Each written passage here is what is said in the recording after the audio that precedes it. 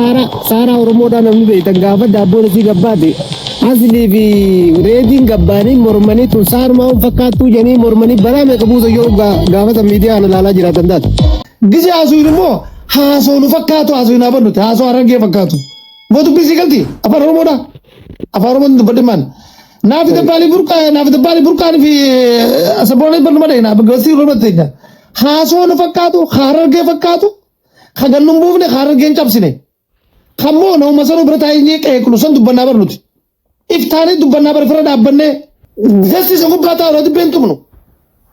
Gasti isa fadhu maaliif geessan gabbuu isin jenna jaalallee ol naga nammaas ol naga illee maas seenee miti waan nu fakkaata waan nu cabsine waan kutaatan cabsine waan Oromoon xiqqeessine waan sadarkaa teenyan xiqqeessine gasti isa faarsii bulaanaa miti dib goonee dhooyina ni eebbisna ni dhooyina.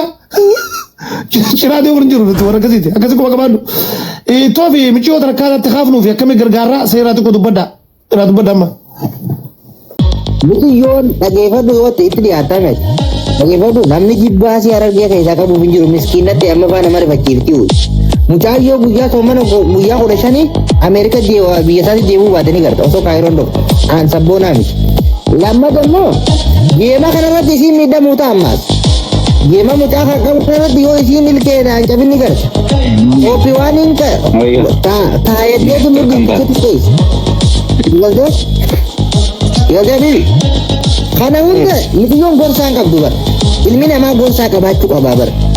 Agifat nama bi dalam lewat ada, di lewat ada gorsa orang kawan. Nanti kan rumah dia dan mau nyadam tak kamu.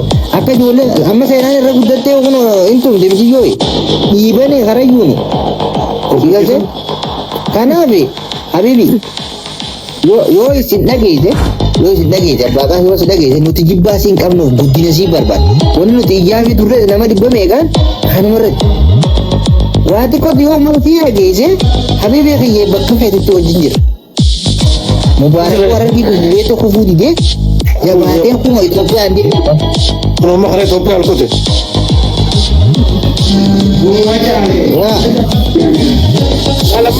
alama na kan gode warda roleda nin kure wajan dan tak isinan game ni tabata mo he game sarkat काम से करते हैं चीजों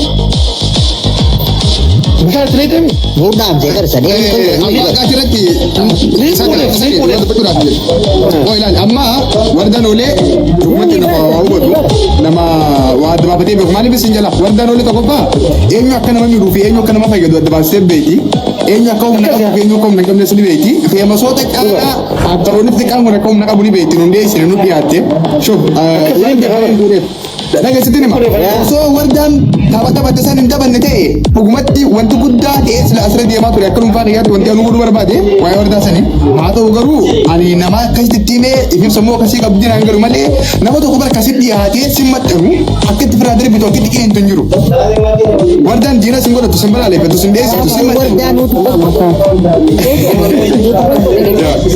wardan warda enyo kasbot nu ibe Dari warga gafa dulu sini dulu kalau media itu tese dan waalaikumsalam warahmatullahi wabarakatuh. Lah gafa dulu itu tese cuma kemati miti.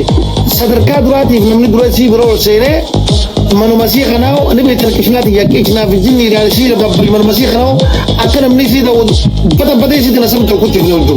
Semua tu kita rakom muda tu semua dari situ. Terus warga nanti kalau tidak ajar fakirnya perut. Izin topta kerja mubarak fakir demi harga. Ban namni harga itu nampak tenek ko bujar kayaknya. Barang gitu nih, warana kerja segala income nih drone segala income nih, sigate, me abu ma berrekon si amu tuh tuti, dapur miti karamela miti, muza miti, faru jinni beras miti surat tama gert, lama sedih dapur surat tama gert, ikut tuti warna kerja jadi warana tika kerja matu guru yang netas dermadu lagi, wah tak kasus itu bila cuma damti.